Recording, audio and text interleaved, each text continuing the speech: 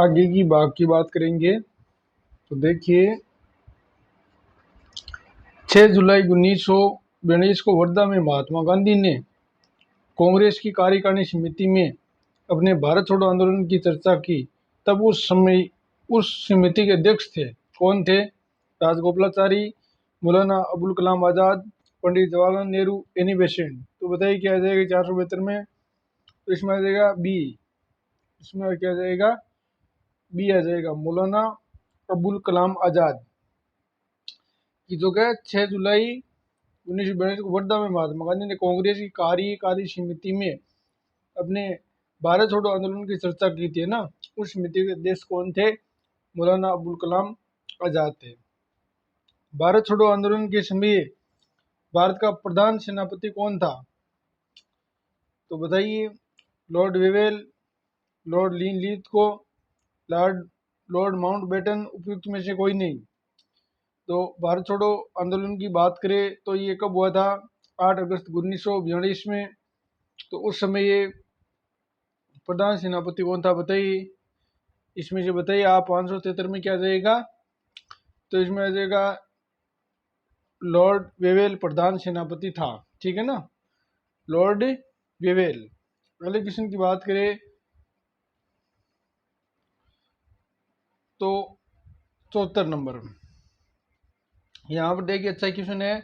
8 अगस्त 1942 को यानी कांग्रेस ने भारत छोड़ो आंदोलन कहाँ से प्रारंभ किया था? बम्बई से, मद्रास से, कलकत्ता से, पूना से। तो बताइए कहाँ से प्रारंभ किया था?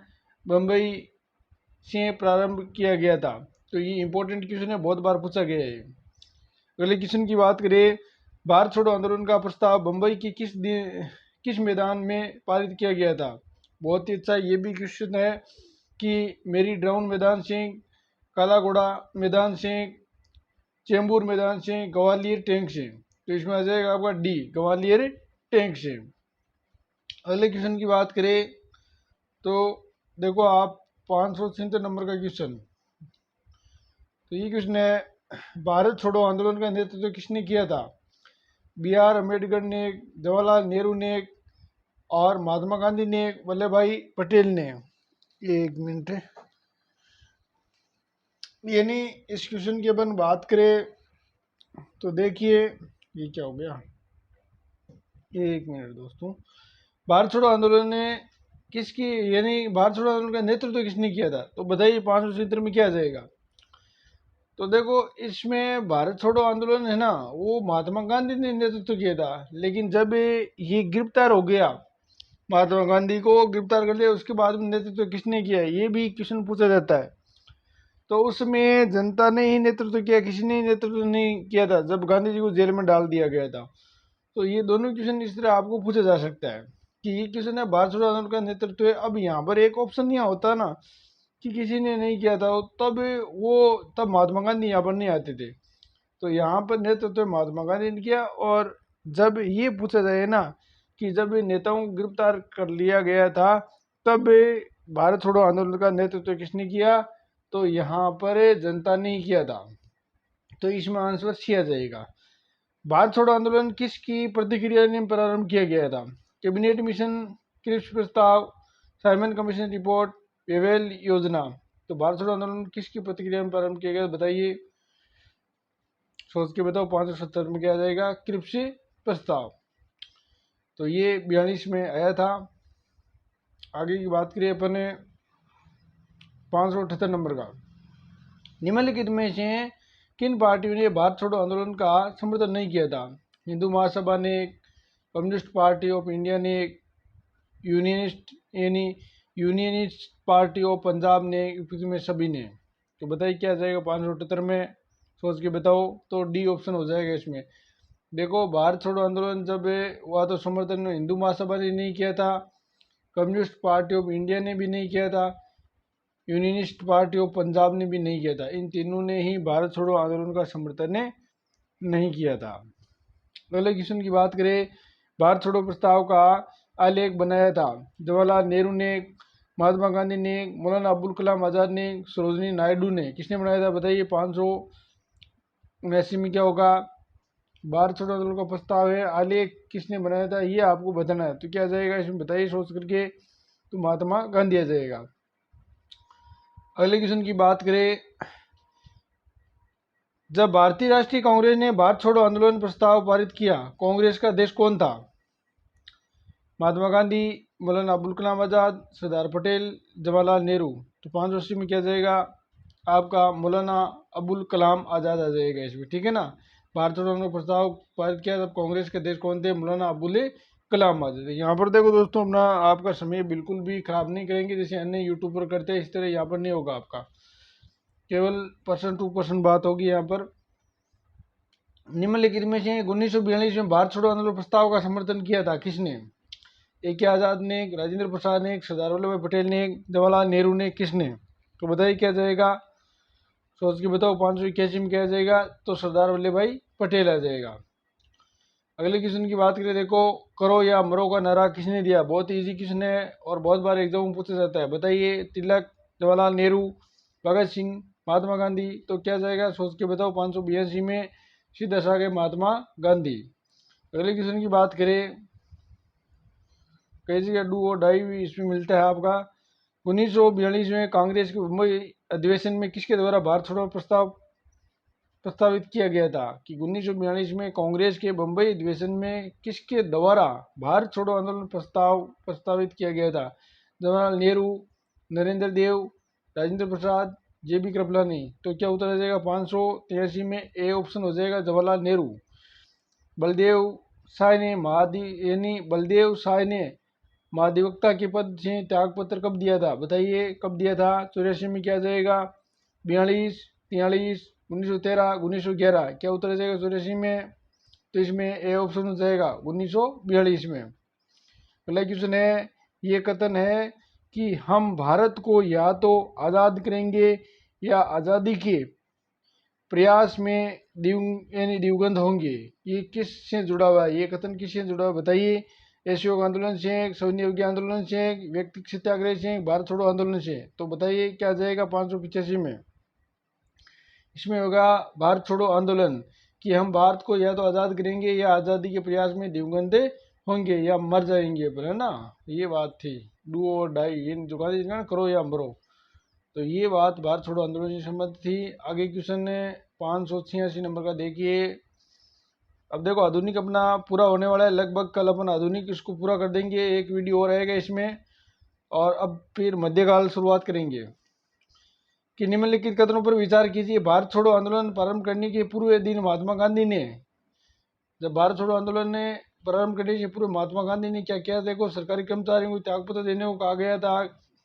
2 नंबर में सैनिकों को अपने पद छोड़ने को कहा गया था। राज्य रियासतों को, राजाओं को अपनी जनता की प्रभुसत्ता स्वीकार करने को कहा। तो कौन से इसमें सही है बताइए। 586 में क्या जाएगा? इसमें आपका केवल एक ही सही होगा। इसमें देखो, भारत सरकारी कर्मचारी को त्यागपत्र देने को कहा, ये बात नहीं की थी उसने, ठीक है ना। सैनिकों को अपने पद छोड़ने की भी बात नहीं की थी। यानी राजसी रियासतों राजाओं को अपने जनता की प्रभुसत्ता स्वीकार करने को कहा, कि राजाओं तुम जनता की है, वो प्रभुसत्ता स्वीकार कर लो। ये 3 ऑप्शन सही है, इसमें सी आंसर हो जाएगा। 586 में सी उत्तर हो जाएगा। अगला देखो, 587 नंबर का क्वेश्चन। निम्नलिखित में से कौन कांग्रेस रेडियो पर भारत छोड़ो आंदोलन की अवधि में नियमित रूप से कार्यक्रम प्रसारित करता था? जयप्रकाश नारायण, सुभाष चंद्र बोस, राम मनोहर लोहिया, सुचेता कृपलानी। तो 587 में क्या जाएगा? सी ऑप्शन हो जाएगा राम मनोहर लोहिया, कि कांग्रेस रेडियो पर भारत छोड़ो आंदोलन की अवधि में नियमित रूप से कार्यक्रम प्रसारित करता था, राम मनोहर लोहिया करता था। अगला क्वेश्चन है, निम्नलिखित में से कौन भारतीय राष्ट्रीय कांग्रेस का लगातार 6 वर्षों तक अध्यक्ष था? कौन था? जवाहरलाल नेहरू, दादाभाई नौरोजी, अब्दुल कलाम आजाद, गोपाल कृष्ण गोखले। 588 में क्या जाएगा सोच के बताइए। इसमें आ जाएगा आपका सी। क्या जाएगा? सी। सी में क्या है? अब्दुल कलाम आजाद। अगला क्वेश्चन देखिए, 589 नंबर का। अमेरिकी पत्रकार जो महात्मा गांधी के भारत छोड़ो आंदोलन के दौरान उनके साथ था, उनका क्या नाम था? जब भारत छोड़ो आंदोलन के दौरान है, अमेरिकी एक पत्रकार था, लुई फिशर था, विलियम एल शिवेर था, वेब मिलर था, नेगली फार्सन था। कौन था? 589 में क्या जाएगा? लुई फिशर है, वो अमेरिकी पत्रकार था, और भारत छोड़ो आंदोलन हुआ तब महात्मा गांधी के साथ था लुई फिशर। अगला क्वेश्चन है, भारत छोड़ो आंदोलन के समय इंग्लैंड के प्रधानमंत्री कौन थे? बहुत ही अच्छा क्वेश्चन है और बहुत बार एग्जाम में पूछा गया है। चैम्बरलेन, चर्चिल, क्लेमेंट एटली, मैकडोनाल्ड, कौन थे बताइए? 590 नंबर में उत्तर किया जाएगा, सोच के बताओ। तो इसमें आपका ये जो बी है वो उत्तर हो जाएगा। इसमें 590 में क्या उत्तर हो जाएगा आपका? चर्चिल हो जाएगा, ठीक है ना। ये आपको याद रखना है। और ये स्वतंत्रता के समय था इटली, तो ये भी याद रखना। ये तो स्वतंत्रता के समय था, जब भारत स्वतंत्र हुआ ना तब ये इटली था, ठीक है ना। ये आपका लेबर पार्टी जो पार्टी से संबंधित था ये। यहाँ पर ज़्यादा व्याख्या नहीं करेंगे, नहीं तो क्वेश्चन अधिक हल नहीं कर पाएंगे। तो भारत छोड़ो आंदोलन के समय प्रधानमंत्री कौन था? चर्चिल था। अब देखो 591 नंबर की बात करें कि भारत छोड़ो आंदोलन के समय निम्नलिखित में से किसने कांग्रेस रेडियो का प्रसारण किया था? अरुण आसफ अली ने, जयप्रकाश नारायण ने, उषा मेहता ने, उपयुक्त में से कोई नहीं। 591 में क्या जाएगा? उषा मेहता। बहुत ही अच्छा क्वेश्चन है। कांग्रेस के रेडियो प्रसारण किया था उषा मेहता ने। अगला क्वेश्चन देखो, डॉक्टर राजेंद्र प्रसाद ने 9 अगस्त 1942 को गिरफ्तार करके भेजा गया था कहाँ पर? कैंप जेल में, हजारीबाग जेल में, भागलपुर जेल में, बांकीपुर जेल में, बताइए क्या जाएगा? 592 में उत्तर क्या जाएगा? बांकीपुर जेल में भेजा गया था डॉक्टर राजेंद्र प्रसाद को। जब भारत छोड़ो आंदोलन के समय है बांकीपुर जेल में उसको भेजा गया था। अगला क्वेश्चन देखिए 593 नंबर, भारतीय स्वतंत्रता आंदोलन के संदर्भ में उषा मेहता की ख्याति किससे संबंधित थी? प्रसिद्ध देखो, भारत छोड़ो आंदोलन की बेला में गुप्त कांग्रेस रेडियो चलाने हेतु थी, द्वितीय गोलमेज सम्मेलन में सहभागिता हेतु थी, आज़ाद हिंद फौज की एक टुकड़ी का नेतृत्व करने हेतु थी, पंडित जवाहरलाल नेहरू की अंतरिम सरकार गठन में सहायक भूमिका निभाते हेतु। तो कौन सा इसमें सही है बताइए? 593 में तो इसमें पहला ही ऑप्शन सही हो जाएगा। भारत छोड़ो आंदोलन की बेला में गुप्त कांग्रेस रेडियो चलाने हेतु, तो ये रेडियो चलाने का काम करती थी उषा मेहता। कांग्रेस की गुप्त है और क्या चलाती थी? रेडियो प्रसारण करती थी ये। अगले क्वेश्चन की देखो बात करें आप 94 नंबर का। ये क्वेश्चन देखिए, अच्छा क्वेश्चन है ये भी, कि भारत छोड़ो आंदोलन उत्पन्न दंगे निम्न में से किस क्षेत्र में सबसे अधिक व्यापक रहे? बंगाल, बिहार, गुजरात, संयुक्त प्रांत। जहाँ पर सबसे ज़्यादा अधिक दंगे हुए थे वो कौन से राज्य या क्षेत्र थे बताइए? 594 में उत्तर क्या हो जाएगा? सोचो। तो इसमें आपका देखो पहला सही है, बिहार में सबसे ज़्यादा। और फिर इससे अपन बात करें तो संयुक्त प्रांत है। तो एक तो 4 और एक नंबर, 1 और 4 किस में है? डी में है। तो बिहार और संयुक्त प्रांत में सबसे ज़्यादा दंगे हुए थे।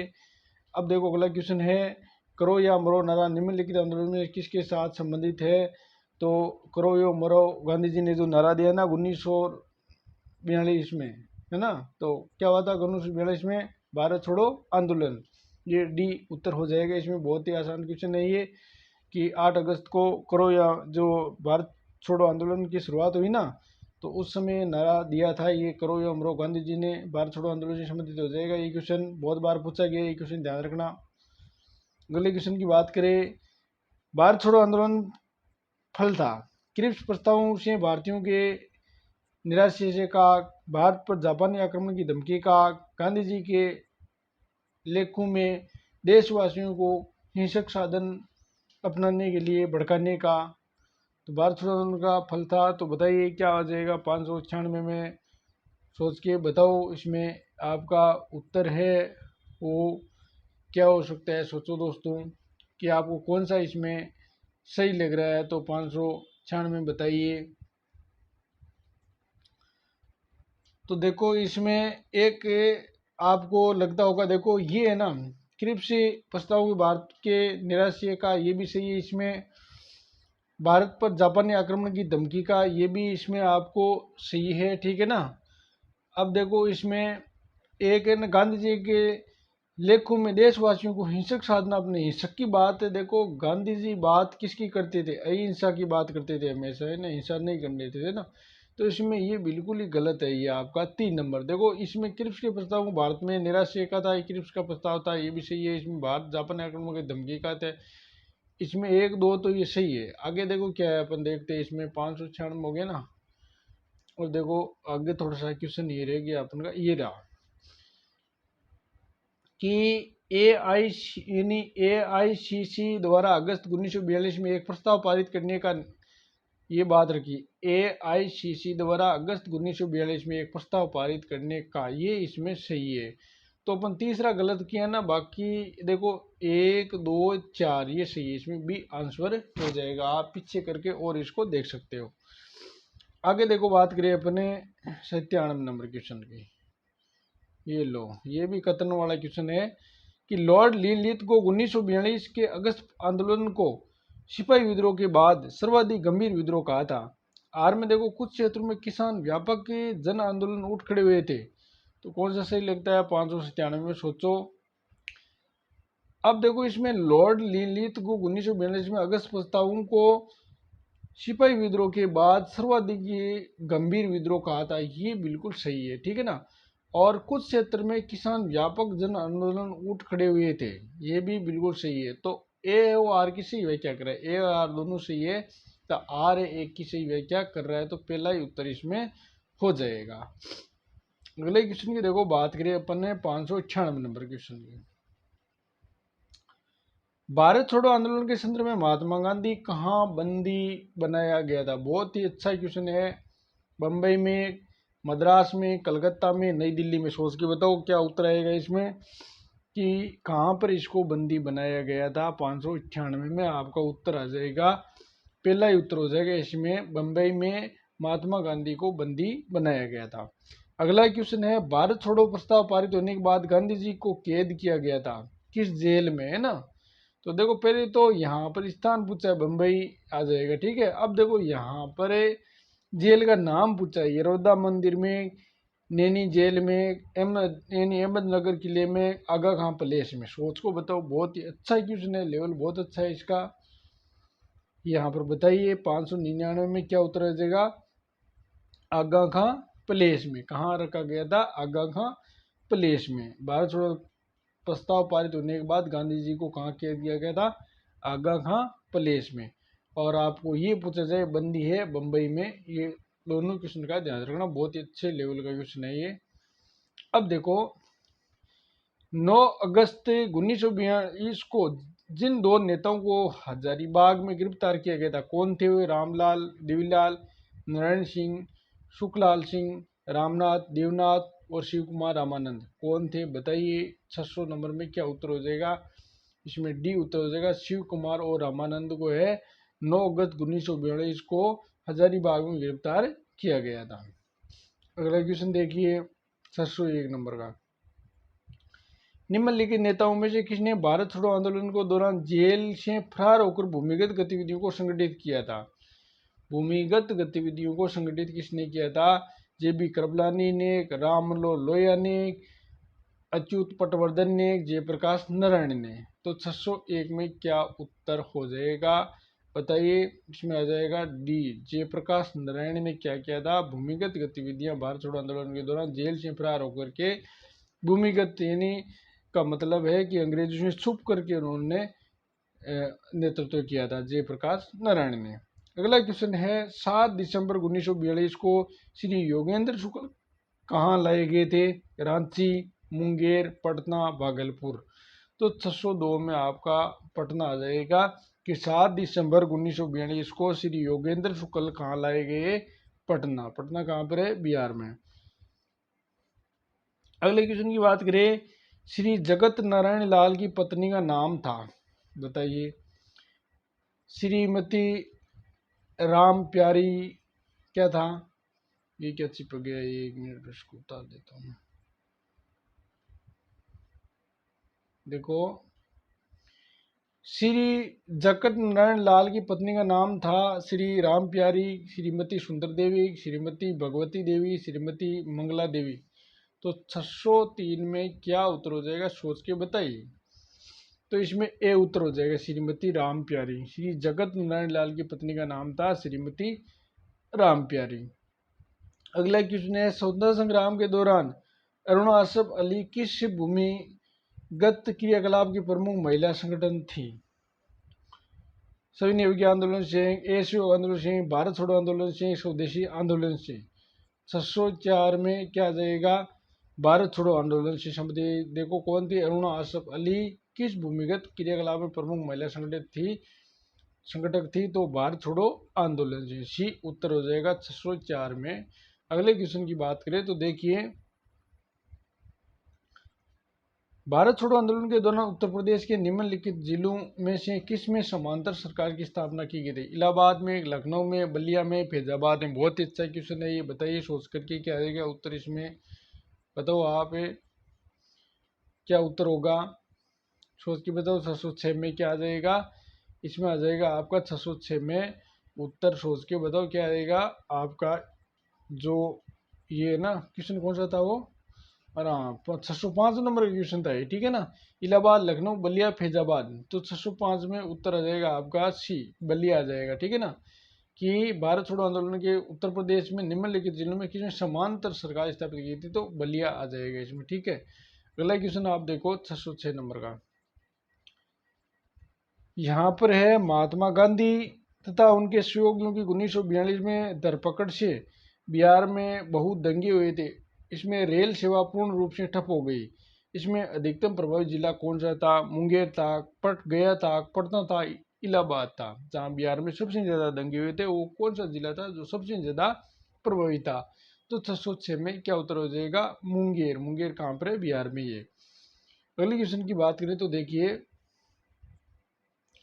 जयप्रकाश नारायण को राष्ट्रीय स्तर के नेता के रूप में पहचान किस संदर्भ में मिली?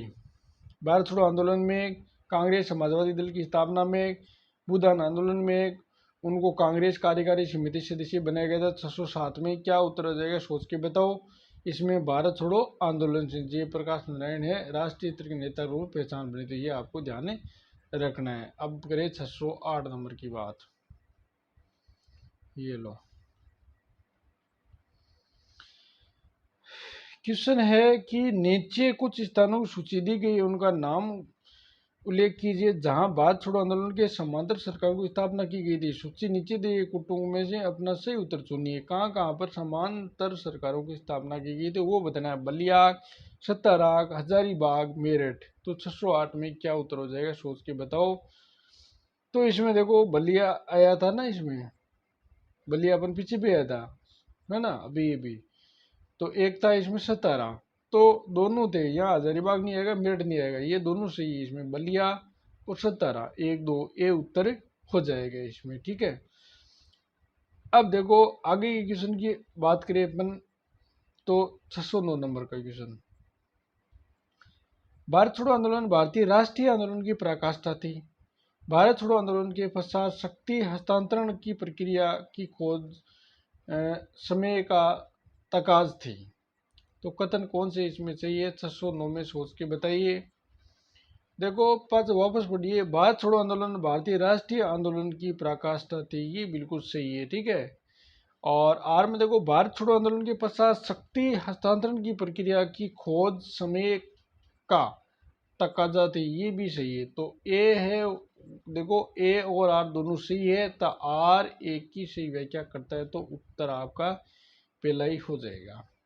अगले क्वेश्चन की बात करें, देखिए 610 नंबर की, यहाँ पर देखिए कि कथन है राष्ट्रीय स्वयंसेवक संघ 1942 को भारत छोड़ो आंदोलन से पृथक रहा, ये बिल्कुल सही है। राष्ट्रीय स्वयंसेवक संघ है वो पृथक रहा, और आर में उसका विचार था कि इस आंदोलन से भारत की स्वतंत्रता में देरी होगी। अब आर आप सोचो सही है या गलत है? 610 में क्या उत्तर हो सकता है बताइए। तो इसमें आ जाएगा, देखो आर तो एक तो बिल्कुल सही है, आर गलत है, क्योंकि इस आंदोलन में भारत की स्वतंत्रता में देरी होगी, ये इसमें विचार नहीं थे, तो आर बिल्कुल ही गलत है इसमें। तो देखो ए सही है, आर गलत है, तो सी उत्तर हो जाएगा 610 में। अगले क्वेश्चन की बात करें तो देखिए 611 नंबर का क्वेश्चन, भारत छोड़ो आंदोलन से लोगों को जागृत करने और साहस दिलाने में सफलता मिली। आर में करो या मरो का नारा लोगों के मन में प्रवेश कर गया। अब आप सोचो इसमें कौन से कथन सही है कौन से गलत है। 611 में उत्तर क्या हो जाएगा? सोच के बताओ। तो देखो, भारत छोड़ो आंदोलन से लोगों को जागृत करने और साहस दिलाने में सफलता मिली, ये बिल्कुल सही है। करो या मरो का नारा लोगों के मन में प्रवेश कर गया, ये सही है, बिल्कुल ए है वो आर दोनों सही है। और जो आर है ए का से स्पष्टीकरण करता है, तो बिल्कुल ए उत्तर हो जाएगा। अब देखो 612 नंबर का, देखो आजकल कथनों का क्वेश्चन बहुत ही ज्यादा पूछा जाता है। 612 की बात करें तो देखिए ये लो, भारत छोड़ो आंदोलन के परिणाम स्वरूप अंग्रेज और मुसलमान कांग्रेस के प्रति समान घृणा के कारण एक दूसरे के नजदीक आ गए थे ना। और आर में जिन्ना के ब्रिटिश सरकार के पक्के सहयोगी की तरह कार्य किया, मुसलमानों को 1942 के कांग्रेस आंदोलन से दूर रहने के लिए कहा। अब आप सोचो इसमें क्या आ जाएगा, 612 में सोच के बताइए। तो इसमें देखो, भारत छोड़ो आंदोलन के परिणाम स्वरूप अंग्रेज और मुसलमान कांग्रेस के प्रति समान घृणा के कारण एक दूसरे के नजदीक, ये बिल्कुल सही है। यहाँ पर जब एक हुए तो क्या है कि जब आंदोलन हुआ तो सब एक आए, तो यहाँ पर क्या है कि हिंदू और मुसलमान आपस में नजदीक आए थे। और जिन्ना ने ब्रिटिश सरकार के पक्के सहयोगी की तरह कार्य किया था ना, जिन्ना है ब्रिटिश सरकार का सहयोग किया था। और मुसलमानों को 42 में कांग्रेस आंदोलन से दूर रहने के लिए कहा गया था। मुसलमानों क्या है कि आप कांग्रेस से दूर रहिए। अब देखो यहाँ पर ए है आर है दोनों सही है, आर ए किसी स्पष्टीकरण कर रहा है, तो ये उत्तर इसमें आ जाएगा। अगले क्वेश्चन की बात करें 613 नंबर की, ये लो, अब दिखाई देगा आपको, एक ऑप्शन शायद उसमें उधर रह गया होगा ना, ये लो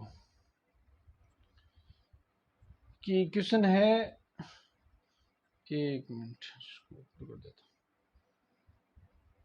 कि भारत छोड़ो आंदोलन के उपरांत सी राजगोपालाचारी ने दी वे आउट, क्या नाम है, दी वे आउट नामक पंपलेट जारी किया। निम्नलिखित में कौन सा एक प्रस्ताव इस पंपलेट में था। ए में ब्रिटिश भारत तथा भारतीय राज्यों के प्रतिनिधियों को मिलाकर एक युद्ध सलाहकार परिषद की स्थापना। बी में केंद्रीय कार्यकारिणी परिषद का इस प्रकार पुनर्गठन की गवर्नर जनरल तथा कमांडर इन चीफ के अतिरिक्त अन्य सभी सदस्य भारतीय नेता हो। सी में केंद्रीय तथा प्रांतीय विधानमंडल के 1945 के अंत में नए चुनाव कराए जाए तथा संविधान निर्माण करने वाले निकायों को यथासंभव शीघ्र आयोजित किए जाए। डी में है संवैधानिक गतिरोध का हल। तो आपको कौन सा सही लगता है बताइए सोच करके। 613 में उत्तर क्या आ जाएगा, एक बार प्रश्न को दोबारा पढ़िए कि भारत छोड़ो आंदोलन के सी राजगोपालाचारी डी वे आउट नामक पंपलेट जारी किया था और कौन सा एक प्रस्ताव इस पंपलेट में था। तो देखो इसमें ये जो डी ऑप्शन आ रहा है संवैधानिक गतिरोध का हल था, क्या आ जाएगा संवैधानिक गतिरोध का। बाकी इसमें ये जो सारे है वो नहीं है, क्योंकि ब्रिटिश भारत और भारतीय राज्यों प्रतिनिधि मिलाकर एक युद्ध सलाहकार परिषद की स्थापना ही इसमें नहीं था। केंद्र कार्यकारिणी परिषद का इस प्रकार पुनर्गठन के गवर्नर जनरल और कमांडर इन चीफ अतिरिक्त अन्य सभी सदस्य भारतीय नेताओं, ये भी इसमें नहीं था। केंद्र तथा प्रांतीय विधानमंडल 1945 के अंत में नए चुनाव कराए जाए तथा संविधान निर्माण करने वाले निकायों को यथासंभव शीघ्र आयोजित किया जाए। तो इसमें आपका ये जो डी है वो उत्तर हो जाएगा 613 में। अगले क्वेश्चन की अपन बात करें, लो ये क्वेश्चन आएगा, साफ दिखाई देगा होगा आपको। देखिए यहाँ पर है कि नेताजी सुभाष चंद्र बोस का जन्म जिस नगर में हुआ था वो नगर का नाम बताना आपको, ठीक है। तो किस नगर में हुआ था सुभाष चंद्र बोस का, कटक में, कलकत्ता में, मिदनापुर में, मुर्शिदाबाद में, सोच के बताओ। 614 में उत्तर क्या हो जाएगा आपका, कटक आ जाएगा इसमें। अगला क्वेश्चन है 15, वर्ष 1939 में कांग्रेस छोड़ने के पश्चात सुभाष चंद्र बोस ने किस दल की स्थापना की। जब अगर बात करें तो 1939 में कांग्रेस छोड़ दी थी सुभाष चंद्र बोस ने, तो किस दल की स्थापना की, इंडियन फ्रीडम पार्टी की, आज़ाद हिंद फौज की, रिवोल्यूशनरी फ्रंट की, फॉरवर्ड ब्लॉक की। तो बताओ, बहुत ही अच्छा क्वेश्चन है ये, आप सोच के बताओ 615 में क्या जाएगा। तो इसमें आ जाएगा फॉरवर्ड ब्लॉक की स्थापना की थी कांग्रेस छोड़ने के बाद में किसने? सुभाष चंद्र बोस ने। तो डी आंसर आ जाएगा। अब देखो अगला क्वेश्चन। 1943 में आज़ाद हिंद फौज अस्तित्व में आई थी। जापान में, तत्कालीन बर्मा में, सिंगापुर में, तत्कालीन मलय में। सोच के बताओ 616 में क्या आ जाएगा?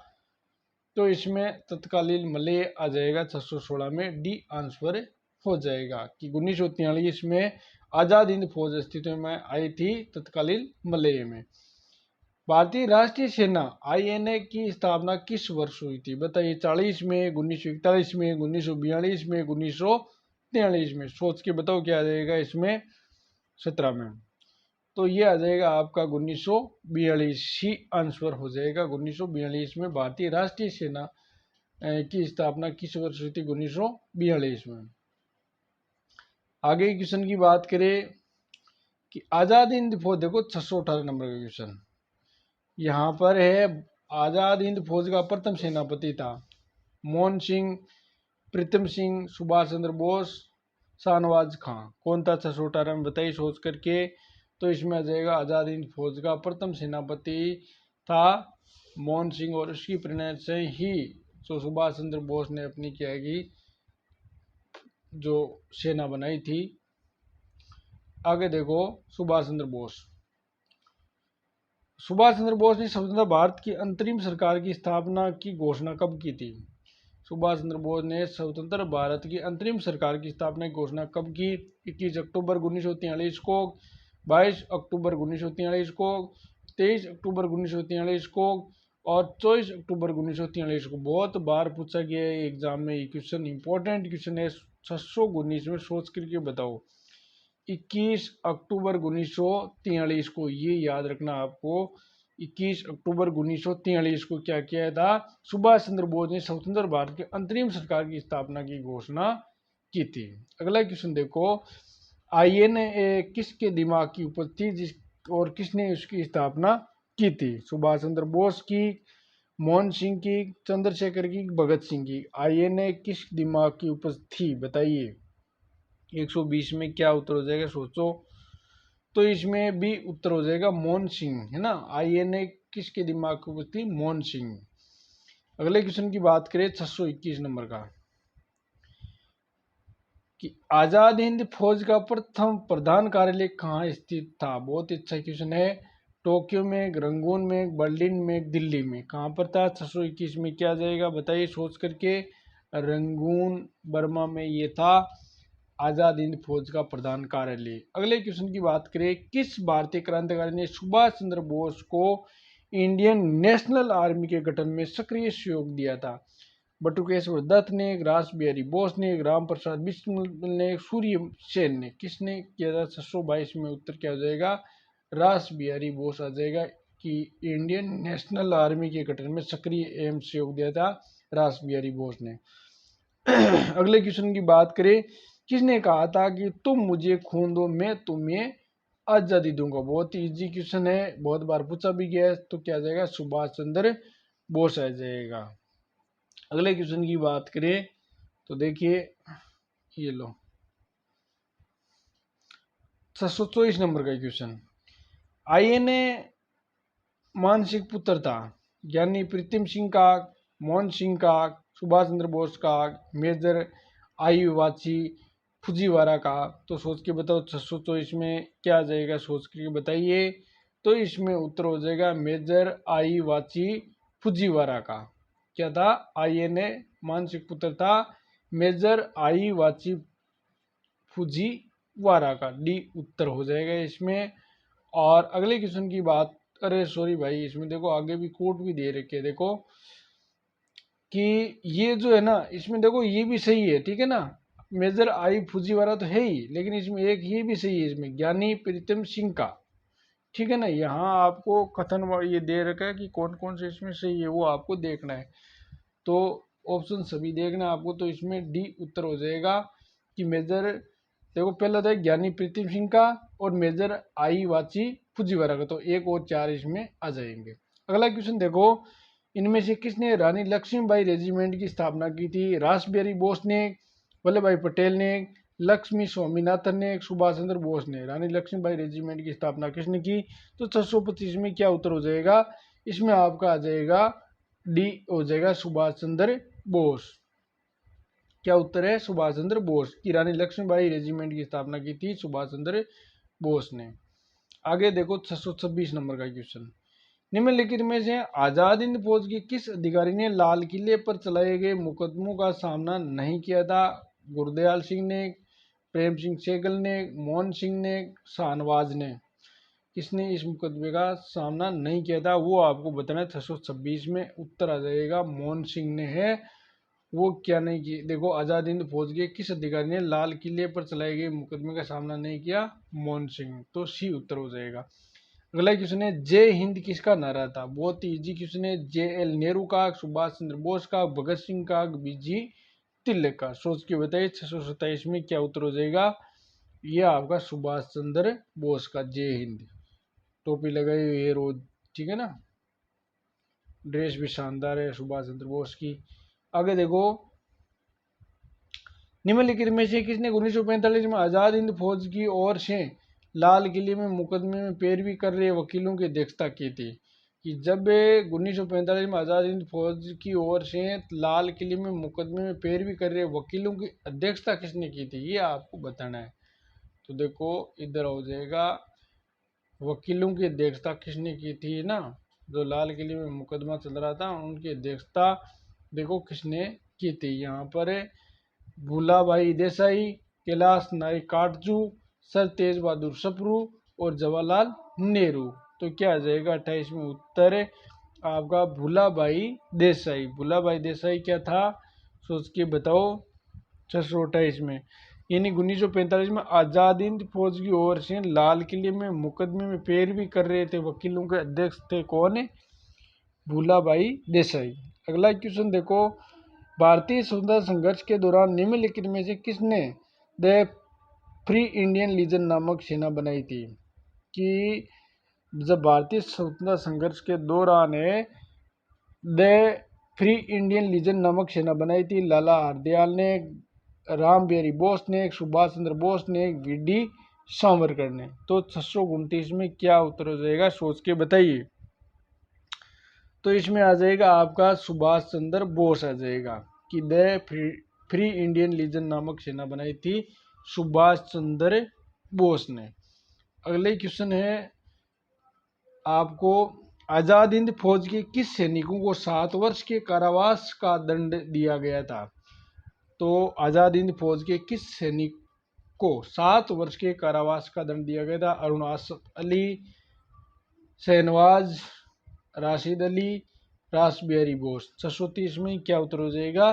सी, राशिद अली आ जाएगा। आजाद हिंद फौज के किस सैनिकों को 7 वर्ष के कारावास का दंड दिया गया था? राशिद अली आ जाएगा। अगला क्वेश्चन है आपका 31 नंबर कि आजाद हिंद फौज दिवस किस तिथि को मनाया गया? बहुत ही अच्छा क्वेश्चन है। 12 नवंबर 1945, 11 नवंबर 1945, 5 नवंबर 1945, 10 नवंबर 1945। तो बताइए क्या आ जाएगा इसमें?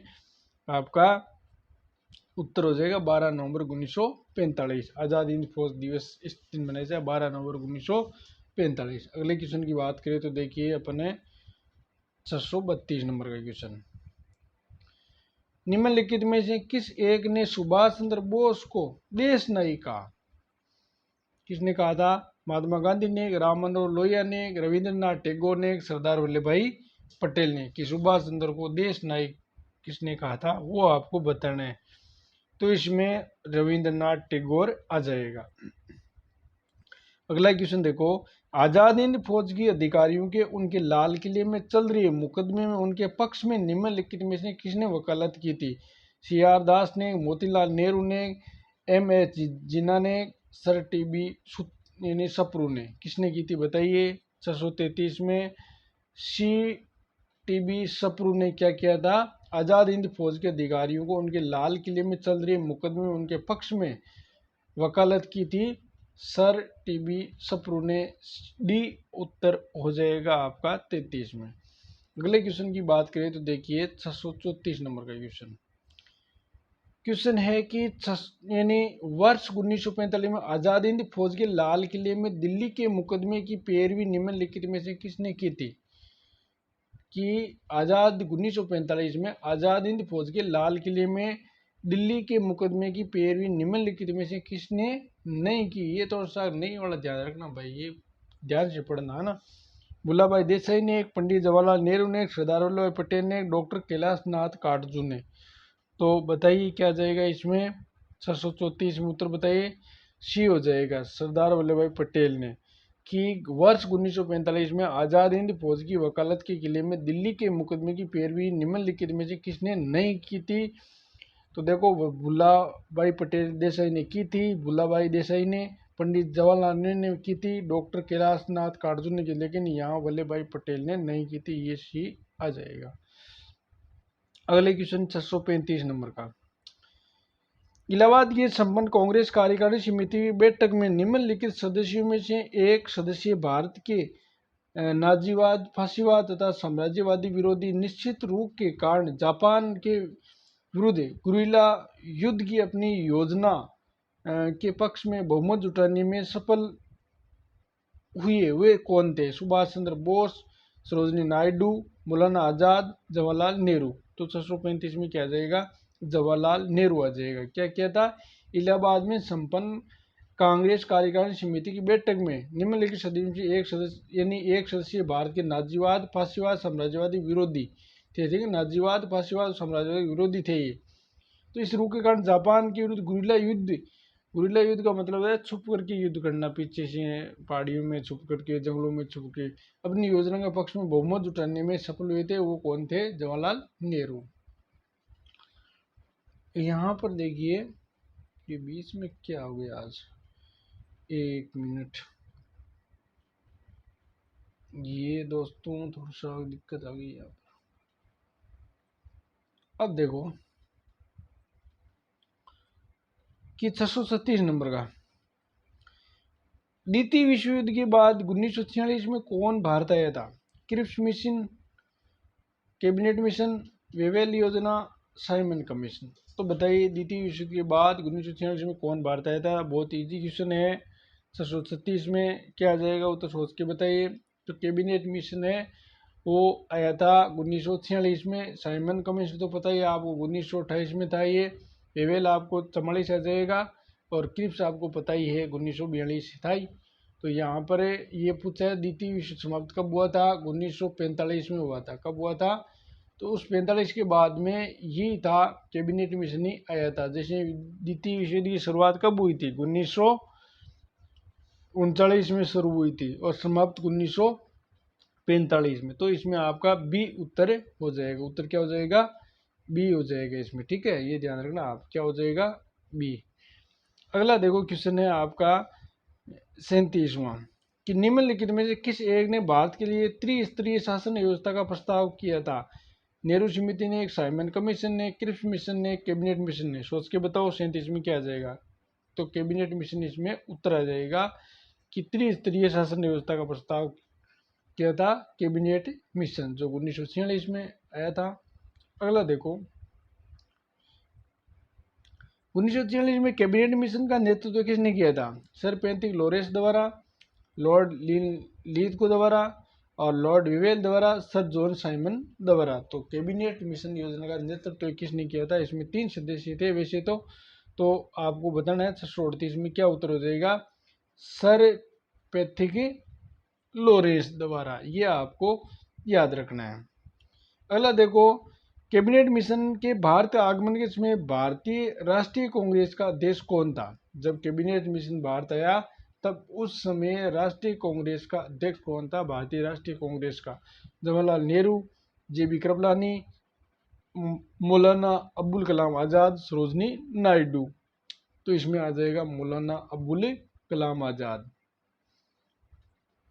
अब 640 नंबर का क्वेश्चन की बात करें अपन, ये लो क्वेश्चन है कि कैबिनेट मिशन योजना के विषय में निम्नलिखित में से कौन सा सही नहीं है? ठीक है ना, कौन सा सही नहीं है? प्रांतीय समूहीकरण, भारतीय सदस्यों वाला अंतरिम मंत्रिमंडल, पाकिस्तान की स्वीकृति, संविधान निर्माण का अधिकार। तो कौन सा इसमें सही नहीं है आपको वो बताना है। तो पाकिस्तान की स्वीकृति वाला सही नहीं, बाकी इसमें से सही है। कैबिनेट मिशन योजना के विषय में कौन सा कथन सही नहीं, क्योंकि प्रांतीय समूहीकरण ये सही था, भारतीय सदस्यों वाला अंतरिम मंत्रिमंडल ये भी सही था, संविधान निर्माण का अधिकार है। देखो ये जो अपन बात करें पाकिस्तान की स्वीकृति तो बाद में मिली थी, ठीक है ना, जून में, 3 जून के बाद में, ठीक है ना, ये बात। लेकिन ये जो अपन कैबिनेट की बात करें तो 22 मार्च को ही ये भारत आया था ना 1946 में, है ना। तो यहाँ पर ये स्वीकृति उस समय नहीं थी, ये तो स्वीकृति हुई थी 3 जून को लगभग, ठीक है ना, ये आपको ध्यान रखना है 1946 में, तो पहले स्वीकृति ये नहीं थी। आगे देखो 41 नंबर का, कांग्रेस ने निम्नलिखित नेताओं में से कौन एक कैबिनेट मिशन योजना के पक्ष में पूरी तरह से था। कौन था, महात्मा गांधी, जवाहरलाल नेहरू, सरदार वल्लभ पटेल, मौलाना अबुल कलाम आजाद। तो बताइए क्या आ जाएगा 641 में, तो महात्मा गांधी था। कांग्रेस निम्नलिखित नेताओं में से कौन एक कैबिनेट मिशन योजना के पक्ष में पूरी तरह से था, तो महात्मा गांधी उत्तर आ जाएगा। अगला क्वेश्चन आपको 42 नंबर का कथन है, कथन वाला आजकल क्वेश्चन बहुत ज़्यादा आता है, तो आपको थोड़ा ध्यान से पढ़ना है इसको। पहला है, इसने एक संघीय सरकार के लिए सिफारिश की। दूसरा, इसने भारतीय न्यायालयों की शक्तियों का विस्तार किया। तीसरा, आईसीएस में और अधिक भारतीयों के लिए उपबंध किया था। तो कौन से कथन इसमें आपको सही लग रहे हैं वो छांटने हैं, बताइए। सोचिए 642 में क्या जाएगा। तो इसमें देखो पहला आपको सही लग रहा है कि उसने एक संघीय सरकार के लिए सिफारिश की थी, ये बिल्कुल सही है इसमें, ठीक है ना, कैबिनेट मिशन के बारे में है ये, ठीक है ना। देखो क्वेश्चन दोबारा देख लीजिए, यहाँ रख देता हूँ मैं कि कैबिनेट मिशन के संदर्भ में कौन सा कथन सही है ना, तो ये बिल्कुल सही है कि उसने एक संघीय सरकार के लिए सिफारिश की थी। इसने भारतीय न्यायालयों की शक्तियों का विस्तार, यहाँ कोई मतलब न्यायालयों के विस्तार की बात नहीं थी। इसने आईसीएस में और अधिक भारतीयों को उपबंध किया था, ये भी नहीं था इसमें, तो एक ही सही इसमें होगा, ए उत्तर हो जाएगा इसमें। अगले क्वेश्चन की बात करें अपन 643 नंबर के, वे कौन सा कांग्रेस अध्यक्ष था जिसने क्रिप्स मिशन और लॉर्ड वेवेल दोनों से वार्ताएं की थी। ऐसा कौन सा कांग्रेस का अध्यक्ष था जो क्रिप्स मिशन है ना 1942 में, और लॉर्ड वेवेल जो है अपन बात करें 1944 में, तो दोनों से वार्ता की थी। अब्दुल कलाम आजाद था, जवाहरलाल नेहरू था, जेबी कृपलानी था, सी राजगोपाल था। कौन था 43 में, उत्तर क्या जाएगा आपका, अब्दुल कलाम आजाद है। वो ऐसा कांग्रेस अध्यक्ष था जिसने क्रिप्स मिशन और लॉर्ड वेवेल दोनों की वार्ताएं उन्होंने की थी। अगले क्वेश्चन की बात करें अपन, तो देखिए इसका प्रस्ताव मई में आया, उसमें अभी भी भारतीयों के विभाजन की मुक्त रखने की आकांक्षा थी, और जिसका ब्रिटिश प्रांतों से मिलकर बने एक संघीय राज्य का स्वरूप होना था। उपयुक्त उदाहरण का संबंध है किससे। देखो दोबारा देखिए, इसका प्रस्ताव मई में आया और उसने अभी भी भारत को विभाजन मुक्त रखने की आकांक्षा थी, और जिसका ब्रिटिश प्रांतों से मिलकर बने एक संघीय राज्य का स्वरूप होना था। ये साइमन कमीशन से, गांधी इरविन पैक्ट से, क्रिप्स मिशन से, कैबिनेट मिशन से। तो 44 में क्या उत्तर हो जाएगा, ये था कैबिनेट मिशन से। अगले क्वेश्चन की बात करें 645 नंबर के, निम्नलिखित में से किसने वायसराय की एग्जीक्यूटिव काउंसिल के पुनर्गठन का सुझाव दिया, जिसमें वॉर मेंबर सहित सभी विभाग भारतीय नेताओं द्वारा धारण किए जाने थे।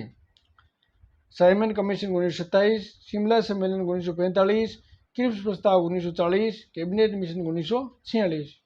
तो बताइए 645 में क्या उत्तर हो जाएगा, तो इसमें आ जाएगा कैबिनेट मिशन 1946। क्वेश्चन क्या पूछा गया है कि निम्नलिखित में से किसने वायसराय की एग्जीक्यूटिव काउंसिल के पुनर्गठन का सुझाव दिया, जिसमें वॉर मेंबर सहित सभी भारतीय नेताओं द्वारा धारण किए जाने थे। ये कैबिनेट मिशन योजनाओं से संबंधित था, तो ये इसमें उत्तर हो जाएगा। अगला देखो 646 नंबर का, 1946 में कैबिनेट मिशन 3 कैबिनेट मंत्रियों से गठित था, निम्नलिखित में से कौन सा इसका सदस्य नहीं था। वेरी वेरी इंपॉर्टेंट क्वेश्चन है ये, ये 3 तो थे कैबिनेट मिशन योजना में ना, जैसे अपन पैट्रिक लोरेंस पढ़े ना, वो प्रमुख था उसमें। और यहाँ पर आप देखिए कौन कौन थे, तो देखो लॉर्ड पैट्रिक लोरेंस, एवी अलेक्जेंडर, सर स्टेफोर्ड क्रिप्स और लॉर्ड एम्ब्री। तो इसमें से कौन सा नहीं था, और 3 थे। तो बताइए 646 में क्या उत्तर हो जाएगा, सोच करके बताइए, बताओ क्या जाएगा। उसमें देखो ये नहीं था, लॉर्ड एम्ब्री नहीं था, के 3 सदस्य थे, लॉर्ड पैथिक लॉरेंस, एवी अलेक्जेंडर और सर स्टेफोर्ड क्रिप्स। तीनों इसमें सदस्य थे। तो वेरी वेरी इंपॉर्टेंट क्वेश्चन है ये। अगला क्वेश्चन है, संविधान सभा का पहला सत्र हुआ था, बहुत इजी क्वेश्चन है ये, 9 दिसंबर 1946 को ही हुआ था, 647 में। और इसके अध्यक्ष कौन थे? तो शुरुआत में देखो 9 दिसंबर का अस्थायी सचिदानंद सिन्हा बना था, ठीक है ना। और फिर 11 दिसंबर की बात करें तो डॉक्टर जो राजेंद्र प्रसाद है वो स्थायी अध्यक्ष बन गया था यहाँ पर। ये भी आपको यहाँ पर क्वेश्चन की ध्यान रखना, ठीक है ना, कि 9 दिसंबर को सचिदानंद सिन्हा यहाँ पर अस्थायी अध्यक्ष बना था और पहले सत्र का। और फिर 11 दिसंबर का 2 दिन बाद में डॉक्टर राजेंद्र प्रसाद स्थायी अध्यक्ष इसका बन गया था। उत्तर क्या हो जाएगा? पहला सत्र 9 दिसंबर 1946 ही उत्तर हो जाएगा इसमें। अगले क्वेश्चन की बात करें, देखिए 48वां, इनमें से कौन भारतीय संविधान सभा का अध्यक्ष था? बहुत इजी क्वेश्चन है, बहुत बार पूछा भी गया है, डॉक्टर राजेंद्र प्रसाद। अगले क्वेश्चन की बात करें, भारतीय उपनिवेश के लिए प्रभुसत्ता संपन्न संविधान सभा के प्रथम अध्यक्ष थे। कि भारतीय उपनिवेश के लिए प्रभुसत्ता संपन्न संविधान सभा के प्रथम अध्यक्ष कौन थे? श्री राजगोपालाचारी, मौलाना अब्दुल कलाम आजाद, राजेंद्र प्रसाद, सचिदानंद सिन्हा। तो बताइए क्या आ जाएगा? 649 में इसमें राजेंद्र प्रसाद है वो संविधान सभा के प्रथम अध्यक्ष थे। यानी इसने पूछा है ना, भारतीय उपनिवेश के लिए प्रभुसत्ता संपन्न संविधान सभा के प्रथम अध्यक्ष है वो, इसमें स्थायी ही गिना जाएगा इसमें ना, क्यों इसने क्या पूछा है? प्रथम अध्यक्ष है ना, प्रभुसत्ता संपन्न संविधान सभा के ना, तो डॉक्टर राजेंद्र प्रसाद ही इसमें आएगा, ठीक है ना। तो सी उत्तर हो जाएगा 649 में। अगले क्वेश्चन की बात करें तो देखिए, अस्थायी पूछा जाता है ना, तब आपका यहाँ सचिदानंद सिन्हा आ जाता, ठीक है। सचिदानंद सिन्हा किसके साथ जुड़ा था? भारत छोड़ो आंदोलन से, दांडी मार्च से, सविनय विज्ञान आंदोलन से, इनमें से किसी के साथ नहीं थे। तो क्या उत्तर हो जाएगा? 650 में आपका ए उत्तर हो जाएगा, भारत छोड़ो आंदोलन से, ठीक है ना। कब हुआ था भारत छोड़ो आंदोलन? 1942 में। अब देखो अगले क्वेश्चन की अगर बात करें अपने, ये लो देखो दोस्तों, अपन टारगेट है यहाँ, आपका टाइम बिल्कुल भी खराब नहीं करेंगे। स्वतंत्र भारत के लिए संविधान की रचना हेतु संविधान सभा का विचार निम्नलिखित में से सर्वप्रथम प्रस्तुत किया था। कि स्वतंत्र भारत के लिए संविधान की रचना हेतु संविधान सभा का विचार सबसे पहले प्रस्तुत किसने किया था? स्वराज पार्टी ने 1935 में, कांग्रेस पार्टी ने 1936 में, मुस्लिम लीग ने 1942 में, सर्वदल सम्मेलन 1946 में। तो 51 में क्या उत्तर हो जाएगा? सोच के बताइए। तो इसमें आ जाएगा आपका कांग्रेस पार्टी ने 1936 में। उत्तर क्या हो जाएगा? बी उत्तर हो जाएगा। कांग्रेस पार्टी ने 1936 में क्या किया था? संविधान सभा यानी स्वतंत्र भारत के लिए संविधान की रचना हेतु संविधान सभा का विचार रखा था कांग्रेस पार्टी 1936 में। अगला क्वेश्चन देखो 52 नंबर का, कैबिनेट मिशन योजना के अंतर्गत संविधान निर्मात्री परिषद में प्रत्येक प्रांत में आवंटित सदस्यीय संख्या निर्धारित करने के लिए एक प्रतिनिधि कितनी जनसंख्या अनुपात में थी? जब कैबिनेट मिशन योजना है की बात करें तो निर्मात्री परिषद में प्रत्येक प्रांत में आवंटित सदस्यीय संख्या यानी जो सदस्य चुने जाते हैं ना, कि कितने सदस्य चुने जाएंगे जो कितनी जनसंख्या पर होंगे ना। तो यहाँ पर 10 लाख की जनसंख्या, आज भी अपन इसी पर फॉर्मूले पर चल रहे हैं, ठीक है ना, कि जहाँ पर 10 लाख है जनसंख्या वहाँ पर एक सदस्य वहाँ पर चुना जाएगा। तो बी उत्तर हो जाएगा 652। अगले क्वेश्चन की देखो बात करें 53 नंबर को, निम्नलिखित में से किसने ब्रिटेन युग की केंद्रीय लेजिस्लेटिव असेंबली तथा स्वतंत्र भारत की संसद में अध्यक्ष पद संभाला था? कि किसने ब्रिटिश युग की केंद्रीय लेजिस्लेटिव असेंबली तथा स्वतंत्र भारत की संसद में अध्यक्ष पद का संपादन, यानी सर अब्दुल रहीम ने, जीवी मावलंकर ने, अनंत सेनम आयंगर ने, विठल भाई पटेल ने। तो 653 में क्या उत्तर हो सकता है? तो जीवी मावलंकर ने क्या किया था? ब्रिटिश युग की केंद्रीय लेजिस्लेटिव असेंबली तथा स्वतंत्र भारत की संसद में अध्यक्ष पद संभाला था जीवी मावलंकर ने। अरे क्या हो गया? आगे देखो 54 नंबर का क्वेश्चन, निम्नलिखित कथनों में से कौन सा एक सही है? ठीक है, कि वर्ष 1946 में प्रांतीय सभाओं द्वारा भारत की संविधान सभा चुनी गई थी। जवाहरलाल नेहरू, M.A. जिन्ना, सरदार वल्लभ भाई पटेल भारत की संविधान सभा के सदस्य थे। भारत की संविधान सभा का प्रथम अधिवेशन जनवरी 1947 में हुआ। भारत का संविधान 26 जनवरी 1950 को अंगीकृत किया गया था। तो सोचो क्या आ जाएगा 54 में। देखो सही पूछा है इसमें ना, कौन सा एक कथन इसमें सही है। तो पहला ध्यान से पढ़ो कि वर्ष 1946 में प्रांतीय सभाओं द्वारा भारत की संविधान सभा चुनी गई थी। बिल्कुल राइट है कि उस समय चुनाव होना असंभव था। तो वहां पर क्या है कि प्रांतीय सभाओं द्वारा संविधान सभा के जो सदस्य है वो सीधे अप्रत्यक्ष रूप से ही चुने गए थे। तो ये बिल्कुल सही है इसमें। आगे देखो, जवाहरलाल नेहरू, M.A. जिन्ना, सरदार वल्लभ भाई पटेल भारत की संविधान सभा के सदस्य ये नहीं थे। अब देखो इसमें भारत की संविधान सभा का प्रथम अधिवेशन जनवरी, ये भी गलत है। 9 आएगा, 9 दिसंबर आएगा ना। और ये भारत का संविधान 26 जनवरी, यहाँ अंगीकृत पूछा गया है तो अंगीकृत तो आपको पता है 26 नवंबर को हुआ था। ठीक है ना, कब हुआ था? 26 नवंबर 1949 को। यहाँ पर लागू पूछा जाता ना तब ये सही माना जाता। तो ये भी इसमें गलत है। दोनों क्वेश्चन ध्यान रखना। अंगीकृत पूछा जाए ना तो 26 नवंबर आता था यहाँ पर 1949, लेकिन यहाँ पर ये लिखा है कि अंगीकृत, तो इसमें ये गलत हो जाएगा। तो ये भी गलत और ये भी गलत, इसमें ए सही है बिल्कुल। 655 में देखिए, संविधान सभा जिसने भारतीय संविधान का निर्माण का गठन किया गया था। तो M.A. है इंडियन इंडिपेंडेंस एक्ट के अंतर्गत, गवर्नमेंट ऑफ इंडिया एक्ट 1935 के अंतर्गत, महारानी की घोषणा के अंतर्गत, कैबिनेट मिशन प्लान के अंतर्गत। तो 655 में क्या आ जाएगा? डी उत्तर हो जाएगा, कैबिनेट मिशन प्लान के अंतर्गत। कि संविधान सभा जिसने भारतीय संविधान निर्माण किया का गठन किया गया था, कैबिनेट मिशन प्लान के अंतर्गत ही किया गया था। अगला क्वेश्चन है, 1946 में गठित अंतरिम कैबिनेट की अध्यक्षता किसने की थी? राजेंद्र प्रसाद ने, जवाहरलाल नेहरू ने, सरदार वल्लभ भाई पटेल ने, राजगोपालाचारी ने। किसने की थी बताइए? 656 में क्या जाएगा? जवाहरलाल नेहरू ने अध्यक्षता की थी। अंतरिम कैबिनेट अध्यक्षता किसने की थी? जवाहरलाल नेहरू ने 1946 में। अगला क्वेश्चन 57 नंबर का क्वेश्चन, जवाहरलाल नेहरू की अधीन एक अंतरिम सरकार का गठन कब हुआ था? जुलाई 1946 में, अगस्त 1946 में, सितंबर 1946 में, अक्टूबर 1946 में। तो 57 में क्या उत्तर हो जाएगा? सोच करके बताइए। 657 में उत्तर क्या आ जाएगा आपका? सितंबर 1946 में क्या हुआ था? जवाहरलाल नेहरू के दिन एक अंतरिम सरकार का गठन हुआ था।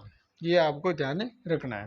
अगला क्वेश्चन देखो 58 नंबर का, निम्नलिखित में से कौन 2 सितंबर 1946 को गठित अंतरिम सरकार के मंत्री नहीं थे? 2 सितंबर 1946 को गठित है अंतरिम सरकार बनी, तो उसमें मंत्री नहीं थे। जवाहरलाल नेहरू, डॉक्टर जान मथाई, अब्दुल कलाम आजाद, डॉक्टर राजेंद्र प्रसाद। तो एक को बाहर करना है। बताइए 658 में क्या जाएगा? अब्दुल कलाम आजाद है, वो अंतरिम सरकार का मंत्री नहीं रहते। बाकी जवाहरलाल नेहरू थे, डॉक्टर जॉन मथाई थे, डॉक्टर राजेंद्र प्रसाद थे। लेकिन उत्तर क्या हो जाएगा? सी आ जाएगा इसमें। अगला क्वेश्चन देखो, यहाँ पर देखिए, अंतरिम सरकार 1946 को रेल मंत्रालय कार्य कौन देखता था? बलदेव सिंह, टीटी चुंद्रीगर, आसफ अली, अब्दुल रब निस्तार। तो सोचिए क्वेश्चन थोड़ा सा विवादित है। बताइए 600 कितने हैं? 59 नंबर का क्वेश्चन है। इसमें देखो दोनों सही है, आसफ अली और टीटी चुंद्रीगर। तो इसमें देखो दोनों ने कार्यभार संभाला था। तो ये क्वेश्चन विवादित है। अगर कोई एग्जाम में एक का नाम आएगा तो वो आपको सही करना है, लेकिन यहाँ पर दोनों है तो ये विवादित क्वेश्चन हो जाएगा यहाँ पर। अब देखो 660 में, जब 1946 में भारतीय मुस्लिम लीग को अंतरिम सरकार में सम्मिलित किया गया था, तब लियाकत अली खां को जो विभाग दिया गया था वो कौन था? विदेशी विभाग, गृह विभाग, वित्त विभाग, रक्षा विभाग। तो 660 में उत्तर क्या हो जाएगा? सोच के बताइए। तो इसमें आपका वित्त विभाग दिया गया था। किसको? लियाकत अली खां को जो विभाग दिया गया था वो कौन सा? सी हो जाएगा इसमें 60 में, वित्त विभाग। अगला क्वेश्चन है, निम्नलिखित में से कौन अंतरिम सरकार का सदस्य नहीं था? Jawaharlal Nehru, Baldev Singh, Ali Zaheer, B R Ambedkar. कौन नहीं था 661 में? उत्तर क्या हो जाएगा सोच करके बताओ। 661 में बी आर अम्बेडकर अंतरिम सरकार का सदस्य नहीं था और बाकी सब थे इसमें। अब देखो अगला क्वेश्चन 62 का। 1946 में बनी अंतरिम सरकार के डॉक्टर राजेंद्र प्रसाद के पास कौन सा विभाग था? रक्षा था, विदेशी मामलों, राष्ट्रमंडल संबंध से, खाद्य एवं तथा कृषि, कोई भी नहीं। तो 662 में क्या उत्तर हो जाएगा? खाद्य एवं कृषि। कौन सा विभाग था? खाद्य और कृषि विभाग किसके पास में था? डॉक्टर राजेंद्र प्रसाद की। अगले क्वेश्चन की देखो अपन बात करें 647 नंबर, 47 क्या 62 नंबर की बात करें। देखिए यहाँ पर ये लो कर देता हूँ। निम्नलिखित में से कौन सी तिथि मुस्लिम लीग ने सीधी कार्रवाई दिवस के हेतु सुनिश्चित की? कौन सी तिथि? यहाँ पर बहुत बार एग्जाम में पूछा गया है क्वेश्चन। तो सीधी कार्रवाई में आपको 16 अगस्त 1946 से आपको करना है। 16 अगस्त याद रखना, यह आपका इसमें सही हो जाएगा 16 अगस्त 1946। अगले क्वेश्चन है 1946 के चुनाव के पश्चात मुस्लिम लीग ने किस प्रांत में अपनी सरकार बनाई थी? बंगाल में, उत्तर पश्चिम सीमांत प्रांत में, पंजाब में, बिहार में। क्या जाएगा 64 में? सोच के बताओ। तो 64 में ए उत्तर जाए बंगाल में। कि 1946 के चुनाव के पश्चात मुस्लिम लीग ने किस प्रांत में अपनी सरकार बनाई? बंगाल में। 64 में ए उत्तर हो जाएगा। अगले क्वेश्चन की बात करें 65 नंबर का क्वेश्चन। ब्रिटिश सरकार ने जून 1948 तक भारत छोड़ने की घोषणा की थी। ब्रिटिश सरकार ने जून 1948 तक भारत छोड़ने की घोषणा की थी। तो दिसंबर 1947 में, फरवरी 1947 में, अप्रैल 1947 में, जून 1947 में। सोच के बताओ 65 में क्या जाएगा? क्या जाएगा 65 में? तो फरवरी 1947। क्या हो जाएगा? फरवरी 1947 में। कि जून 1948 तक भारत छोड़ने की घोषणा की थी फरवरी 1947 में। अब देखो क्योंकि आज़ाद तो करा दिया लेकिन प्रशासन जब संभाल रहे थे उसकी देख रेख करने के लिए कि ब्रिटेन का अधिकार आप देख सकते हो कि जून 1948 तक रहा था, ठीक है ना, ब्रिटिश प्रभुत्व के अंडर में। अब देखो जब की आज़ादी तो अपन को कब मिल गई थी? 15 अगस्त 1947 को। लेकिन उस समय जो पूरा प्रशासन है वो देख रही थी ब्रिटिश सरकार। अगली बात करें भारतीय स्वतंत्रता अधिनियम the Indian independence act British संसद द्वारा पारित किया गया था कब? 14 जनवरी 1947 को, 18 जुलाई 1947 को, 14 अगस्त 1947 को, 10 अगस्त 1947 को। तो 666 में क्या उत्तर हो जाएगा सोच के बताओ। तो इसमें बी हो जाएगा 18 जुलाई 1947 को। भारतीय स्वतंत्रता अधिनियम ब्रिटिश संसद द्वारा पारित किया गया था 18 जुलाई 1947 को। अगले क्वेश्चन की अपन बात करें भारतीयों किस वर्ष 1947 को सार्वभौमिक सत्ता सौंपने की योजना निम्न में से किसके नाम से जानी गई है? तो डूरंड योजना के नाम से, मॉडल मिंटो सुधार के नाम से, माउंटबेटन योजना के नाम से, वेवेल योजना के। कि भारतवर्ष 1947 में सार्वभौमिक सत्ता सौंपने की योजना किस नाम से जानी जाती है? 67 में उत्तर क्या हो जाएगा? माउंटबेटन योजना। 3 जून 1900 ये अपन बात क्या आ जाएगा इसमें डेट ये, ठीक है ना, 1946 में, ठीक है ना। अब देखो भारत विभाजन के संबंध में माउंटबेटन योजना की सरकारी तौर पर घोषणा कब की गई थी? ये बताओ। अभी मैंने बताया था आपको कि 4 जून 1947, 10 जून 1947 और 3 जुलाई 1947, 3 जून 1947। 668 में क्या जाएगा? 3 जून 1947 आ जाएगा इसमें। माउंटबेटन योजना की सरकारी तौर पर घोषणा की गई थी, ये आपको याद रखना है।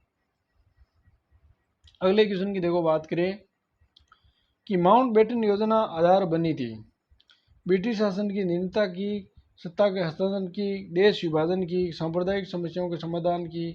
तो बताइए क्या जाएगा 669 में उत्तर क्या जाएगा? इसमें देखो दोस्तों ब्रिटिश सरकार शासन निरंतरता की, क्योंकि ये तो था ही नहीं था। अब इसमें सत्ता हस्तांतरण की सत्ता भारतीयों को सौंप दी जाएगी, ये बिल्कुल एक्यूरेट सही है इसमें। देश के विभाजन की। अब यहाँ पर जैसे विभाजन 3 जून को ही विभाजन की बात स्वीकार कर ली गई थी कि भारत पाकिस्तान को अलग कर दिया जाएगा ना, 3 जून को ये बात भी इसमें स्वीकार, तो देखो इसमें बी और सी दोनों सही है इसमें ना। और सांप्रदायिक दंगों की समस्या यहाँ पर ये इसमें नहीं होगा, ठीक है ना। तो इसमें बी और सी है वो दोनों सही है, ये क्वेश्चन यहाँ पर बोनस अंक दिया गया है यहाँ पर, ठीक है। तो बी और सी है वो दोनों इसमें सही है। अगला क्वेश्चन देखो आपका 670 नंबर का, लॉर्ड माउंटबेटन वायसराय के रूप में भारत आया तो भारतीय उपमहाद्वीप को विभाजित करने की विशेष हिदायत के साथ यथासंभव भारत को संयुक्त रखने की विशेष हिदायत के साथ, जिन्ना की पाकिस्तान की मांग को स्वीकार करने की विशेष हिदायत के साथ, कांग्रेस विभाजन स्वीकार करने हेतु राजी करने की विशेष हिदायत के साथ। तो 670 में क्या जाएगा बी, यथासंभव भारत को संयुक्त रखने की विशेष हिदायत के साथ, कि भारत को संयुक्त अपन रखने की हिदायत के साथ ये आया था। अब देखो 671 नंबर का क्वेश्चन, भारत के स्वतंत्र होते हुए समय इंग्लैंड का प्रधानमंत्री कौन था। बहुत ही अच्छा क्वेश्चन है, ये मैंने पीछे भी आपको बताया था। विंस्टन चर्चिल था, क्लीमेंट एटली था, हेरोल्ड मैकमिलन था, इनमें से कोई। तो इसमें आपका बी उत्तर हो जाएगा, क्लीमेंट एटली है। स्वतंत्र जब भारत हुआ था तब इंग्लैंड का प्रधानमंत्री कौन था, क्लीमेंट एटली था। बहुत बार पूछा गया है एग्जाम में ये क्वेश्चन। अगला क्वेश्चन है 72वां, जब भारत को स्वतंत्रता प्राप्त हुई थी यूके के निम्न में से किस एक पार्टी की सत्ता थी। जो यूके है वहाँ पर किस एक पार्टी की सत्ता थी, कंजर्वेटिव पार्टी थी, लेबर पार्टी थी, लिबरल पार्टी थी, सोशलिस्ट पार्टी की थी। तो 672 में क्या जाएगा, लेबर पार्टी की सरकार थी यूके में, ठीक है ना। ब्रिटेन में किसकी थी, लेबर पार्टी।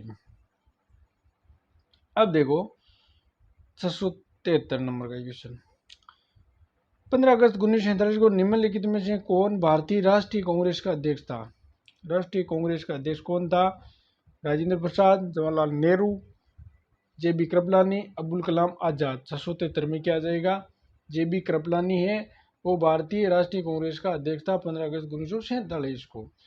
अब देखो अखिल भारतीय कांग्रेस कमेटी 14 जून 1947 को संपन्न हुई।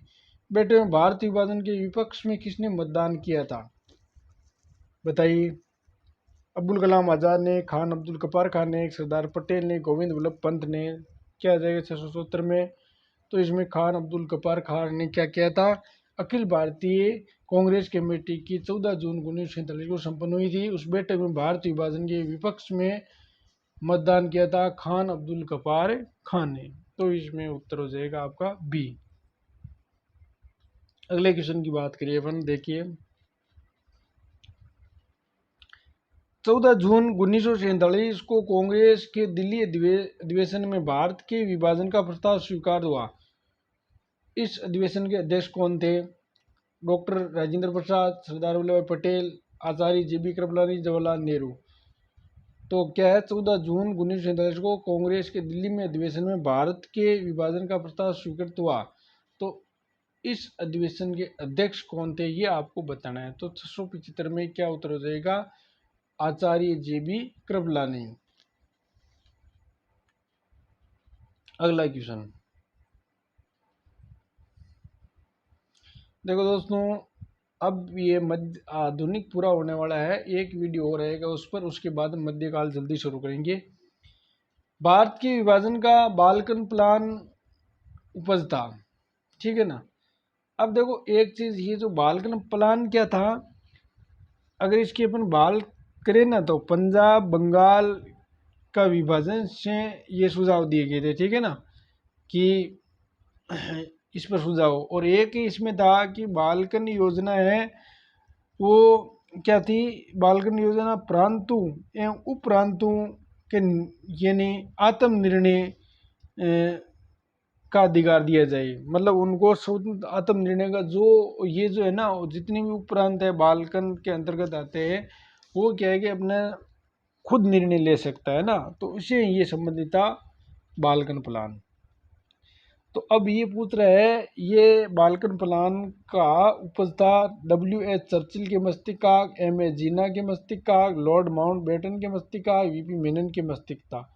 सोच के बताओ चिंतन में क्या जाएगा आपका, क्या आ जाएगा, सोचो इसमें, तो इसमें आ जाएगा माउंट लॉर्ड माउंट बेटन के मस्तिष्क का था ये, ठीक है ना, कि भाई पंजाब और बंगाल का विभाजन का सुझाव था, ठीक है ना एक तो, और एक ये जो प्रांत उपरांत है वो अपन बनाते हैं तो उसमें सब व्यक्ति आत्मनिर्भर का निर्णय वो खुद ले सकता है, तो ये इसका मस्तिष्क था कि, तो ये इसमें सी उत्तर हो जाएगा। अगले देखो आपको 677 का, भारत के विभाजन के टालने का अंतरिम अवसर समाप्त हो गया था। क्रिप्स मिशन को अस्वीकार करने के साथ ही, राजगोपालाचारी फार्मूले अस्वीकार करने के साथ ही, कैबिनेट मिशन को अस्वीकार करने के साथ ही, वेवेल प्लान को अस्वीकार करने के साथ ही 677 में क्या आ जाएगा दोस्तों बताइए। तो इसमें आ जाएगा सी, कैबिनेट मिशन को अस्वीकार करने के साथ ही, कि भारत विभाजन के टालने के अंतिम अवसर समाप्त हो गया था जब कैबिनेट को अस्वीकार करने के साथ ही, ये इसमें सी उत्तर हो जाएगा। 678 नंबर का क्वेश्चन देखिए, कथन है अंग्रेजों ने भारत को 1947 को स्वतंत्रता प्रदान कर दी। अंग्रेज द्वितीय विश्व युद्ध में निर्बल हो चुके थे, यानी कमजोर हो चुके थे। तो दोनों कथनों के बारे में सोचिए। 678 में क्या आ जाएगा दोस्तों, तो देखो ए और आर दोनों सही है, क्योंकि कमजोर हो गए थे, द्वितीय विश्व युद्ध लड़ा गए तो अंग्रेज है वो कमजोर हो गए थे। और पहला देखो अंग्रेज भारत में 1947 स्वतंत्रता प्रदान कर दी थी, ये बिल्कुल सही है, 15 अगस्त है 1947 को भारत को स्वतंत्रता प्रदान कर दी थी। तो आर ए की सही व्याख्या कराए तो ए उत्तर हो जाएगा। अब देखो 679 नंबर का क्वेश्चन, नीचे दिए वक्तव्य दिए गए इनमें से पहले कथन है ए और आर, स्वतंत्र भारत में ब्रिटेन की प्रभुत्व बनी, बिल्कुल सही है। और आर है स्वतंत्र भारत के गवर्नर जनरल की नियुक्ति ब्रिटेन के प्रभु सत्ता संपन्न शासक ने की थी। अब सोचो इसमें कौन से कथन सही है ना, सोच के बताइए इसमें। यहाँ मैं थोड़ा सा इसको ऊपर कर देता हूँ, तो क्या उत्तर आ जाएगा इसमें 679 में, यानी आर और दोनों में सोचना है आपको, है ना, आर और ए आपको कौन सा इसमें सही लग रहा है।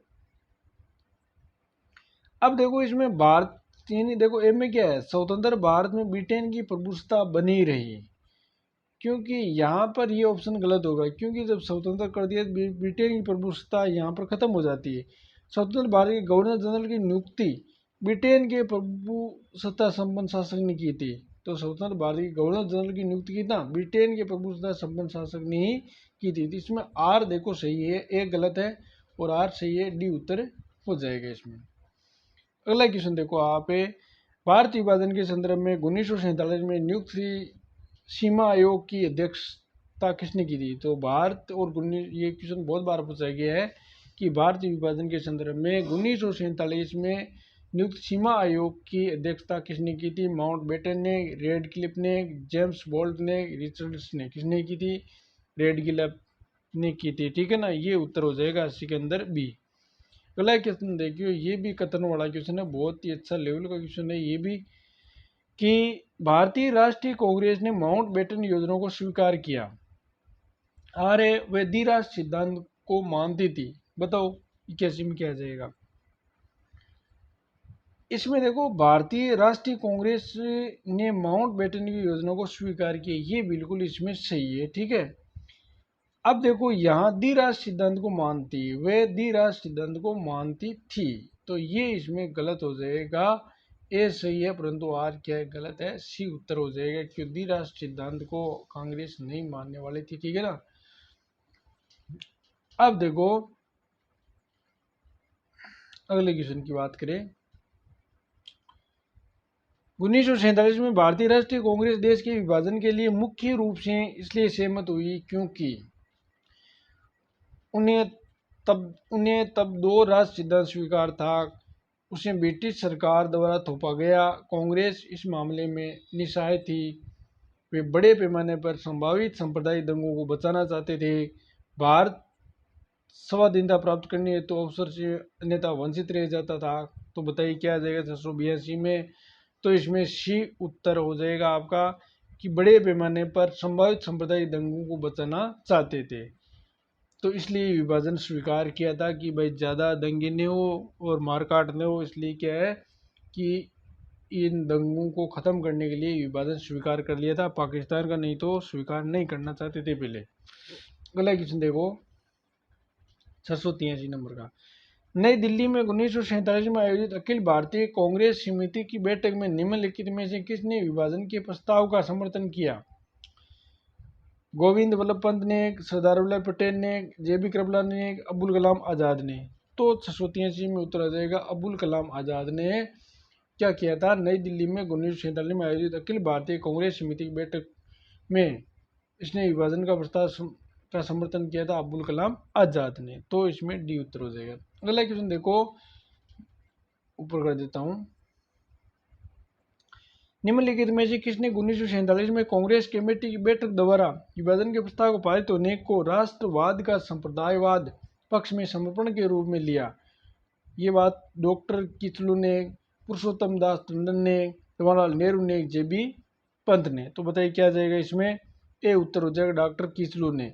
1947 में कांग्रेस कमेटी की बैठक द्वारा विभाजन के प्रस्ताव को पारित होने को राष्ट्रवाद का संप्रदायवाद के पक्ष में समर्पण के रूप में लिया था डॉक्टर किचलू। इसमें आपका ए ही उत्तर हो जाएगा। तो दोस्तों आज अपन इतने प्रश्न हल करेंगे। अब एक वीडियो के बाद में अपने आधुनिक पूरा हो जाएगा, फिर अपन मध्यकाल के क्वेश्चन है वो जल्दी हल करेंगे। यानी अपन कह सकते हैं कि ये जो अपना आ रहा है ना, ये मई, ये जो अप्रैल में अपन मध्यकाल है वो पूरा कर लेंगे और अगले 10 दिन में अपने प्राचीन भी पूरा कर लेंगे। तो जो भी एग्जाम में क्वेश्चन है वो सारे यहाँ पर अपन हल कर लेंगे। धन्यवाद।